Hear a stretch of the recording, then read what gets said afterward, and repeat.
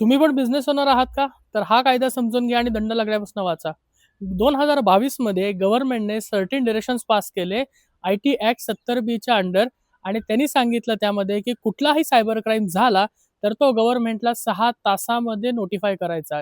बरोबर ऐकलं तुम्ही, 6 तासामध्ये नोटिफाय करायचा.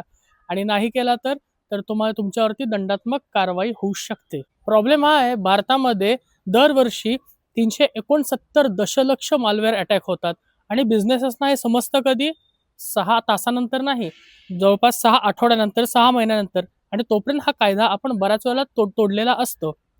जर तुम्ही बिझनेस ओनर असाल, सिक्युरिटी कन्सल्टंट असाल, तुमच्याकडे security monitoring tools, incident management tools ह्यासारख्या गोष्टी हे असल्याच पाहिजे.